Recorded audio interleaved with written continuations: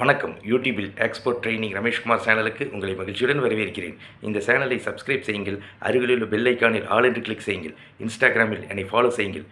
ஃபேஸ்புக்கில் export training classes சேனலை follow செய்யுங்கள். நான் நேற்று 14/12/2025 ஞாயிற்றுக்கிழமை திருப்பூர் மாநகரில் ஏற்றுமதி பயிற்சி நேரடி வகுப்பு பிரம்மாண்டமாக நடத்தியுள்ளேன். இந்த பயிற்சி வகுப்பில் 274 பேர் கலந்து கொண்டனர்.